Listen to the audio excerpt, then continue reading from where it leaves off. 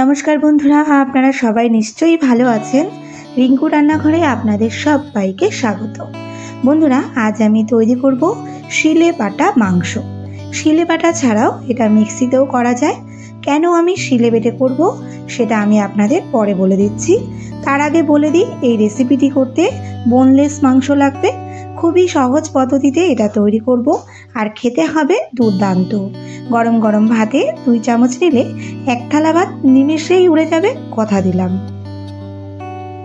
গত রবিবার বাড়িতে যে চিকেন এনেছিল তার থেকে ছোট ছোট কয়েক টুকরো সলিড পিস তুলে রেখেছিলাম, কারণ আমাদের বাড়িতে কেউই এই সলিড পিস খেতে চায় না। তাই ভাবলাম আজ এটা দিয়ে একটা রেসিপি বানিয়ে ফেলি। আমি এটা তৈরি করার জন্য প্রথমেই কড়াইতে দিয়েছি 1 কাপের মতো জল। এখন মাংসের টুকরোগুলো জলের মধ্যে দিয়ে দেব। সাথে দিচ্ছি সামান্য একটু আদা বাটা ও 2 কোয়া রসুন কুচি।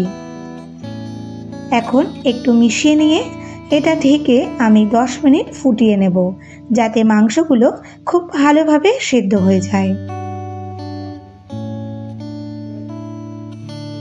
দেখুন বন্ধুরা, মাংসগুলো সেদ্ধ হয়ে গেছে, তাই আমি এখন এগুলো একটা বাটিতে তুলে নিচ্ছি।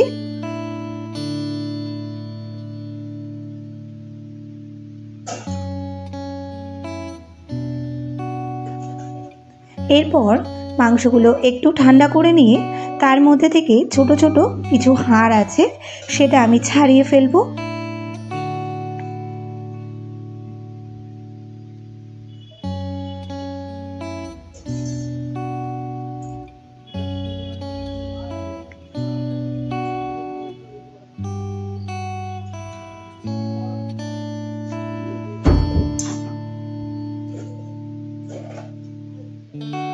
মাংসের টুকরোগুলো দেখুন সব ছাড়িয়ে নিয়েছি। এখন আমি আবার গ্যাসে কড়াই বসিয়ে গরম করে নিয়ে তাতে দিচ্ছি 1 চা চামচের মতো সর্ষের তেল। রান্নাটা কিন্তু আমি সর্ষের তেলেই করব, তবে এটা খেতে বেশি টেস্ট হবে। তেলটা এখন কড়াইয়ের চারিদিকে ছড়িয়ে দিচ্ছি আর খুব ভালো করে গরম করে নেব। এরপর আমি কড়াইতে দিলাম 8 কোয়া রসুন। রসুনের পরিমাণটা একটু বেশি দিতে হবে, তবে এটা খেতে বেশি সুন্দর হবে আর ফ্লেভারটাও খুব ভালো আসবে। দিয়েছি 3টে শুকনো লঙ্কা আর দিয়েছি 6 থেকে 7টা কাঁচা লঙ্কা। 2-4 বার নাড়াচাড়া করে একটু ভেজে নেব। তারপর সেদ্ধ করে রাখা মাংসগুলো এর মধ্যে দিয়ে দিচ্ছি।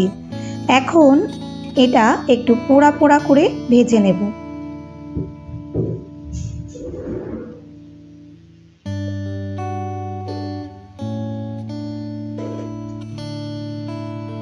বন্ধুরা, আপনারা এখানে রুটি সেঁকা চাটনিতে মাংস এবং টমেটো পুড়িয়ে নিতে পারেন, আর রসুন, কাঁচা লঙ্কা, শুকনো লঙ্কা এটা আলাদাভাবে তেলে ভেজে নেবেন, তবেও কিন্তু এই একই টেস্ট হবে এবং একইভাবেই এর স্বাদটা পাওয়া যাবে। আমি এখানে সব কিছু একসাথেই ভেজে নিচ্ছি।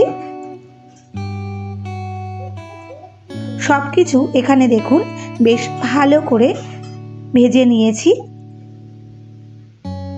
আর একটু পুড়িয়ে নেওয়ার কারণে এর থেকে একটা স্মোকি ফ্লেভার আসবে, আর তখনই এটা খেতে কিন্তু বেশি ভালো লাগবে।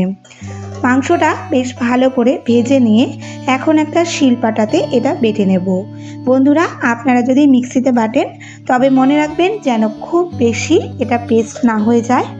খুব বেশি পেস্ট হলে এটা খেতে কিন্তু ভালো লাগবে না, মাংসের মধ্যে একটু যেন আঁশ থেকে যায়, তবেই এটা ভালো হবে। মাংসটা বেটে নিতে নিতে বলি বন্ধুরা, আপনারা যারা এখন আমার চ্যানেলটি সাবস্ক্রাইব করেননি তাদের কাছে আমার রিকোয়েস্ট, আপনারা এই রকম নিত্য নতুন ঘরোয়া রান্না যদি আরও দেখতে চান তবে আমার চ্যানেলটি সাবস্ক্রাইব করে আমার পাশে থাকবেন এবং পাশে থাকা বেল আইকনটি ক্লিক করে দেবেন, যাতে আমার পরবর্তী ভিডিও নোটিফিকেশানটি আপনার কাছে সবার আগে পৌঁছে যায়। আর এর সাথে সাথে আমার পুরনো বন্ধুদের আমার পাশে থাকার জন্য জানাই অসংখ্য ধন্যবাদ। বন্ধুরা, মুরগির সলিড পিস দিয়ে আমরা তো নানান রকম পদ করে খাই, কিন্তু এই পদটি আপনারা বাড়িতে একবার করে খান, দেখবেন ভালো তো লাগবেই, সাথে ফ্যামিলির সবাই কিন্তু জিজ্ঞাসা করবে এটা কিভাবে করলেন। সব কিছুর সাথে মাংসটা আমি বেটে নিচ্ছি। এটা আমি দুবারে বেটে নিয়েছি, কারণ লঙ্কা টমেটো এটা আরও একটু বাটার প্রয়োজন ছিল, তবে খুব আলতোভাবে।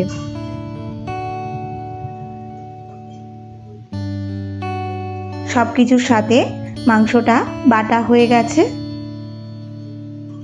এখন আবারও আমি গ্যাসে কড়াই বসিয়ে দিয়েছি এবং তাতে আমি বেশ খানিকটা সর্ষের তেল দিয়ে দিলাম। তেল ভালো করে গরম হলে দিয়েছি দুটো বড় সাইজের পেঁয়াজ কুচি। এখন পেঁয়াজ কুচিটা দিয়ে আমি ভালো করে ভেজে নেব। খুব বেশি লাল লাল করার এখানে প্রয়োজন নেই। পেঁয়াজটাকে 2-4 বার নাড়াচাড়া করে আমি এর মধ্যে এখন দিয়ে দেব স্বাদ মতো লবণ,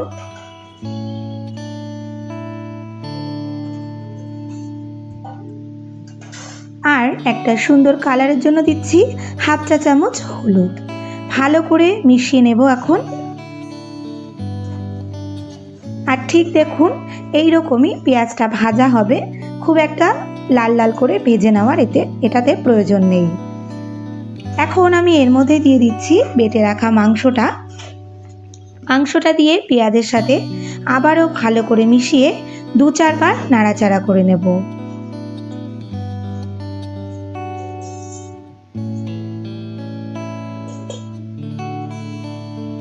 দু চারবার নাড়াচাড়া করার পর এখন আমি এতে আরও একটু ঝালের জন্য দিয়েছি 1/2 চা চামচ শুকনো লঙ্কার গুঁড়ো। ঝালের পরিমাণটা আপনারা আপনাদের স্বাদ অনুযায়ী দেবেন। দিচ্ছি 1/2 চা চামচ ধনে ও জিরে গুঁড়ো, আর স্বাদের ব্যালেন্স করার জন্য দিলাম 1/2 চা চামচ চিনি। সব কিছু মিশিয়ে ভালো করে নাড়াচাড়া করে এটা ভেজে নেব। আর এই সময় অবশ্যই গ্যাসের ফ্লেমটা কিন্তু মিডিয়াম রাখতে হবে।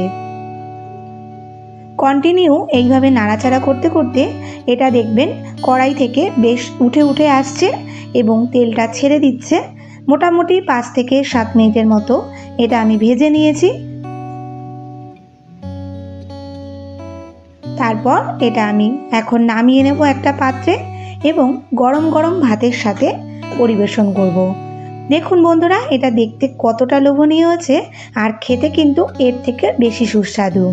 বন্ধুরা, আমার আজকের শিলেবাটা মাংস নিশ্চয়ই আপনাদের ভালো লেগেছে। এটা ভাত, রুটি, পরোটা সব কিছুর সাথে খেতেই কিন্তু ভীষণ ভালো লাগে। ভালো লাগলে একটা লাইক করে দেবেন, সাথে শেয়ার করে দিন আপনার পরিচিত মানুষদের কাছে। কেমন লাগলো, আরও কী রান্না আপনারা দেখতে চান সেটা আমাকে কমেন্ট করে জানান। চেষ্টা করব আপনাদের করে দেখানো। এখন তাহলে